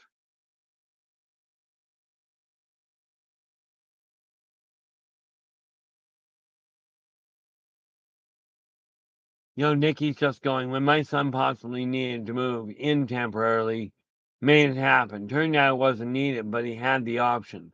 It's a big deal to support our kids at any age. The funny thing there, Nikki, is I hear a lot of people giving flack to the East Indians, going, they've got 3 generations of families living under one roof, and they're buying up property all over the place. Well, think about it.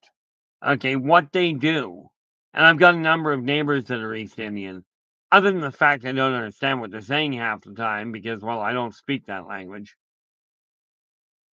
What they do is the primary adult says, these are the rules of the house. Everybody living under the house, number 1, follows those rules, and number 2, contributes to the bills to pay the house off. Once the house is paid off, they go and do the same thing with another house, and everybody pitches in to pay that one off. This is just how they work. It's a cooperative effort. Okay. And this is why I say that working together, we can make this a better world, for virtually everybody. Absolutely, there will be those people that take a look at the world and go, but I like it where I'm sitting up here and I'm telling people what they have to do, and I'm the one that's getting the credit for it. Absolutely.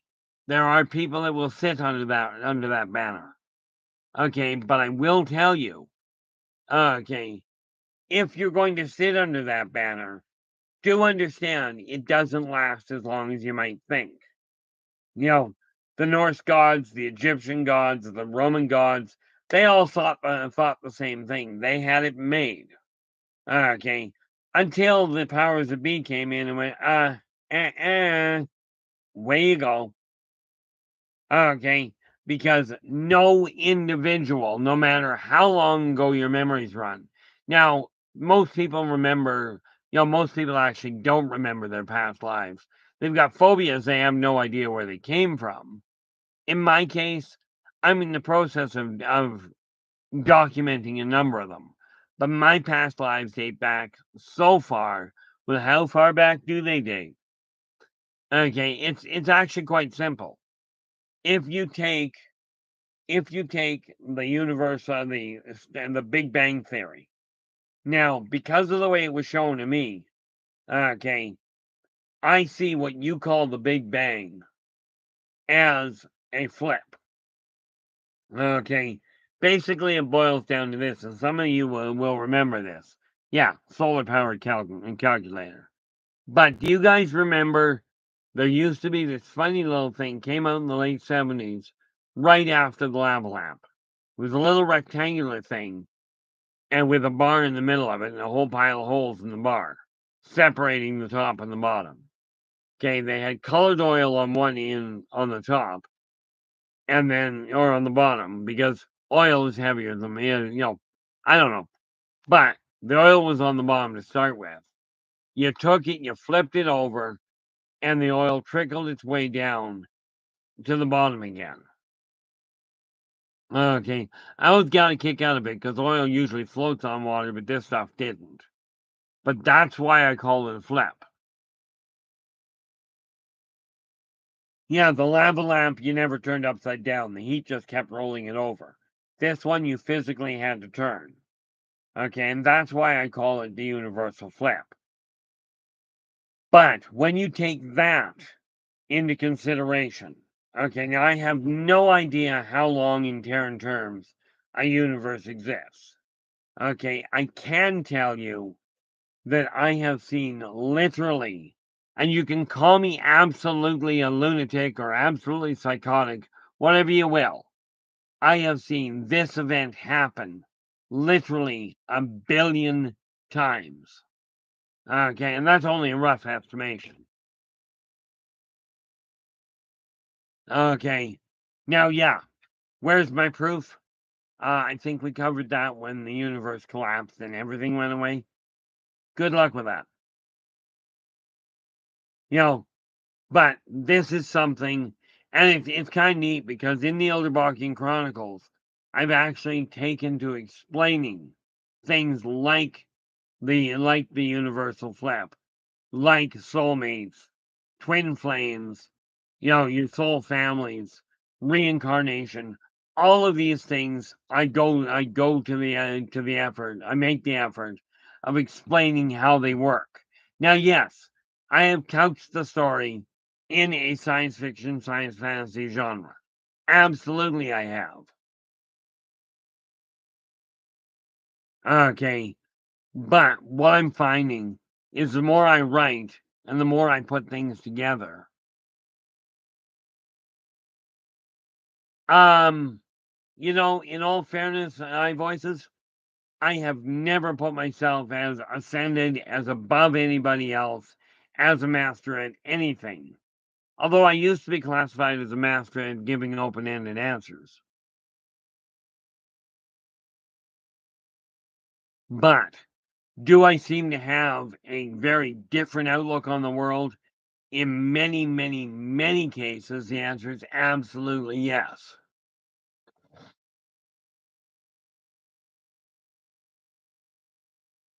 Ouch. Now, you do realize, Adam, it's easier if you stay in the car. But, yeah, I mean, fires are a devastating thing. When we had the fire back here in 2003, we actually had a fire elemental on site. Derek, well, I'll put it to you this way, that I will go with. given that you're not referring to being a natural biracial, because an Anunnaki is way too big, and from what I've seen, to ever have a natural conception. Now, being a hybrid built in a lab, absolutely a possibility. Okay, I had somebody come to me. Now, here's a question for you. You're saying you're an Anunnaki reptilian hybrid. Okay, with that in mind, do you know which reptilian base? Just because, it's just a curiosity thing on my part. Do hybrids exist? Absolutely. Okay, I'm just curious whether you know which reptilian they use.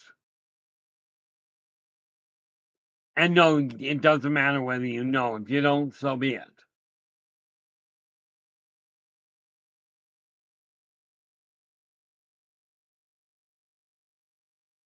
Oh, okay. Now we go into that other little detail. Okay, Derek's just clarifying. He's going in role-playing games like Dungeons and Dragons. Absolutely, I actually ran a character that was reptilian, but in Arakar Kakari, he was a phenomenal thief. Matter of fact, this particular character, he literally orchestrated the theft of an entire city. He was, I think, level 6 when he pulled it off, but he stole the entire city. And no, he didn't pack it up and leave it, he just took ownership. Ah, now, here's a cute little piece for you there, Derek. My human heritage is Scottish and Welsh. I'm second generation Canadian, but my ancestors were actually Druids. The wise men, the teachers and scientists of the past.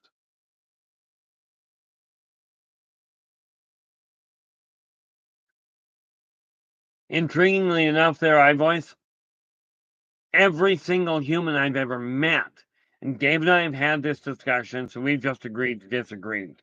Okay, every one of you is a descendant of the Sasquatch, because in my experience and my comprehension of it, Sasquatch is Gigantopithecus, which, if you look at it, if I remember the numbers correct, the order correctly, you've got Gigantopithecus, Neanderthal, Cro-Magnon, Homo sapien.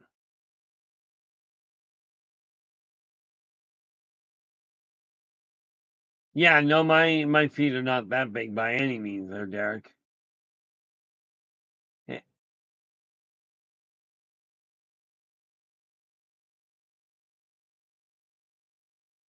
do we have a second Raven in the house?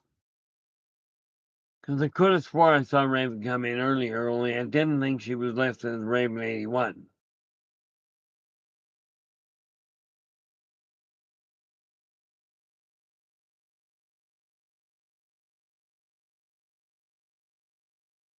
My oldest son, my eldest son moved out.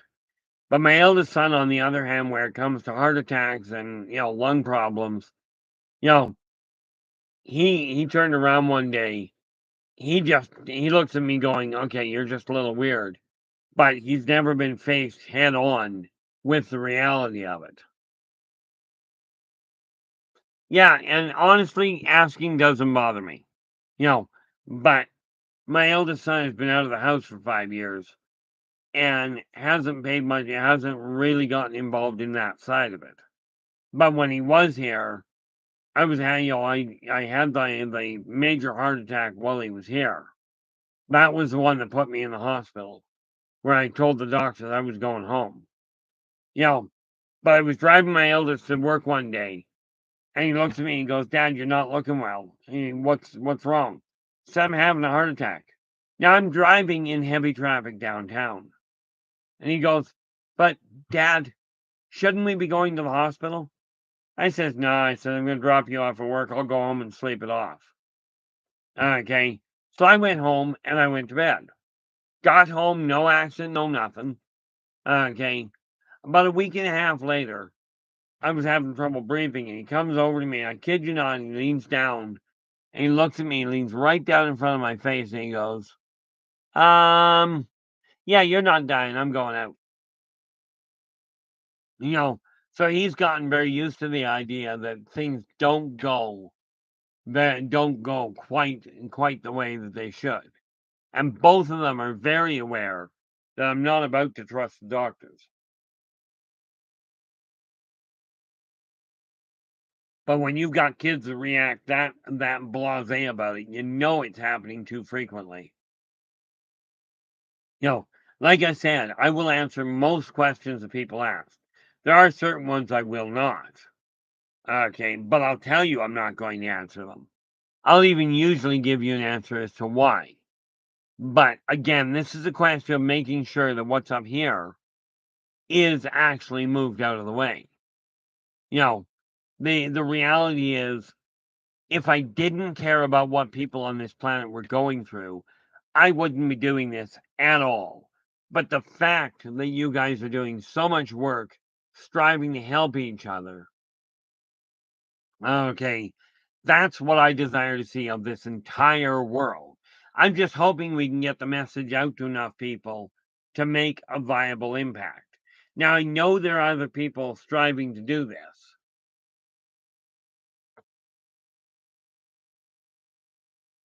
I have to look for a name here, but Derek is asking what aliens are the most helpful to humans and what aliens are the most harmful. I will tell you, one of the strongest advocates of the human race are the reptilians that are called the Srozasians. Okay. And again, where is it? This one. Okay. When you take a look at this chap here, that's a human. That's actually Jeremiah Wolfstrand. This is an actual Srozasian. And take a look at the size of him.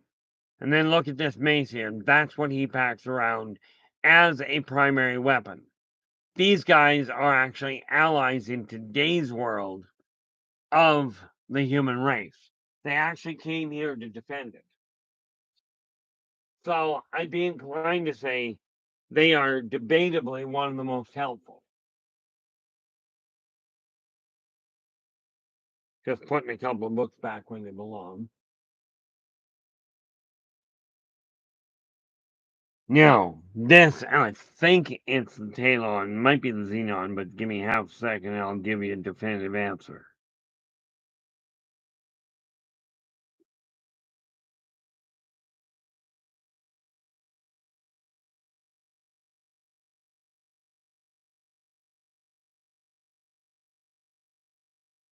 The Talon are definitely one of the more vicious. That's the Antfolk.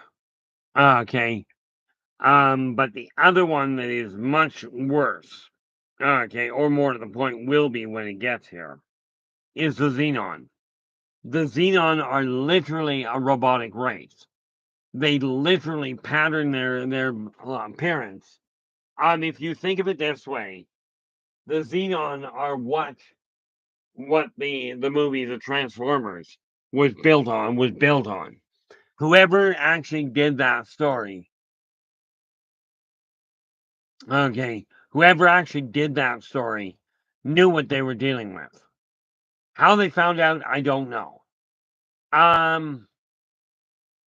Nikki is asking, have you seen any ET weapons that are energy based? Oh yeah, the main like the flagship of the consortium, the barrel on it. If you were to take, it's an energy weapon, but if you were to take the MSS Titanic and slide it into the barrel broadside, the ship would still have room to maneuver. Now, this is an energy weapon that can crack a planet. Okay.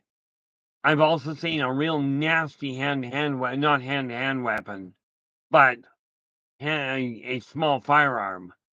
Something called, and the neat part about it is it's been replicated in gaming terms, but this is something that will literally coagulate your entire bloodstream. Now you know what you've heard what it's like to have a clot. Okay. Um, you know, this clots every blood cell in your body at the same time.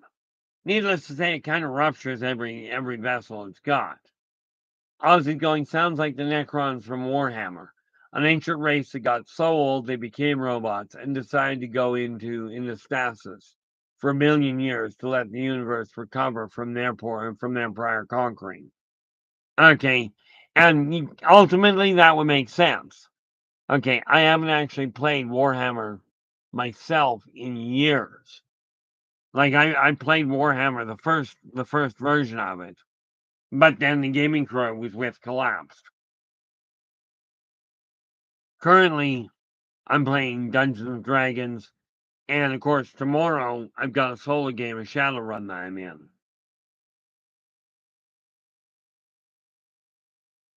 But yeah, the Xenon are not a nice race. They will wipe out everything that they can get their hands on it. Eric, how you doing? Glad you could join us.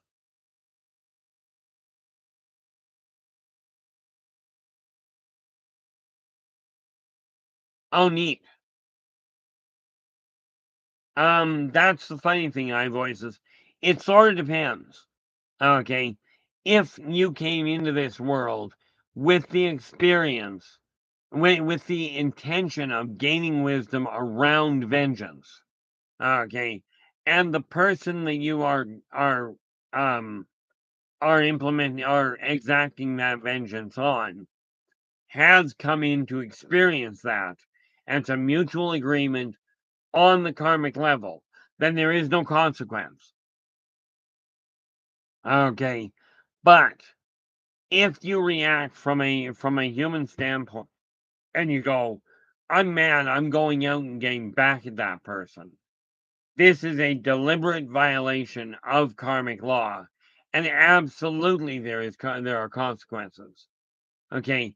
Vengeance is not a viable path. Okay, not on the whole. And the odds are what happens when you die, and many people go through this, they just don't live to tell you about it. When you have perpetuated vengeance or exacted vengeance on somebody, if you've broken karmic law, you're going to take that with you into the afterlife, and you're going to end up torturing yourself until you figure it out. Now I can tell you, okay, and I've been given clearance to tell you that when you end up in hell and you're being tortured, you're being tossed into the river, okay, all you have to do is tell them to stop, and they will stop. If you tell them that you thought they were supposed to continue, they will continue. It's hilarious to watch if you've got a twisted mind.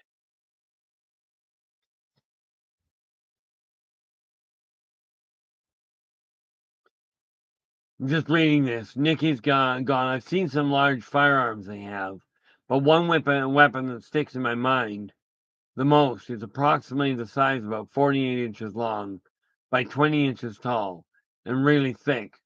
Blue energy type gun. Yeah, that is a molecular disassociator. Okay. That thing will literally rupture the molecular bonds. What you may call a disintegrator. Okay. But what it does is it cuts through the bonding. Now, a glancing blow from that particular weapon, um, that reminds me. Thank you so much for bringing that to my attention. Remember, I said there was technology I was adding to the book? Okay. There is so much available. It is the.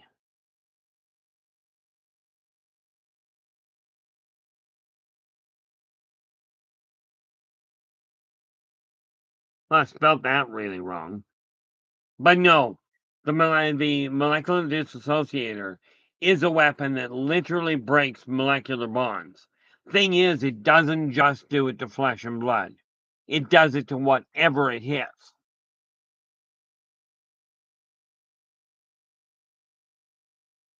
Yeah, and many of these little tools, what was it now? Space Opera had one they called the coagulator.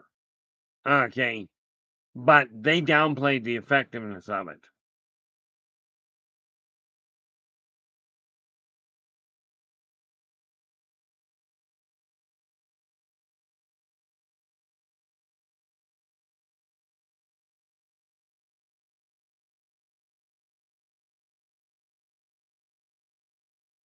Tell me.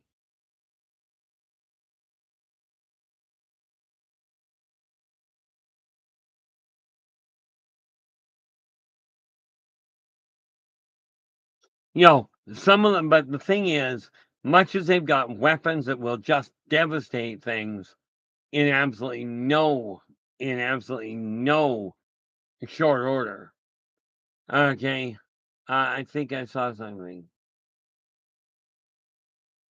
Not a problem there at all. I've always, very, very glad to help, and thanks so much for sharing your time with us.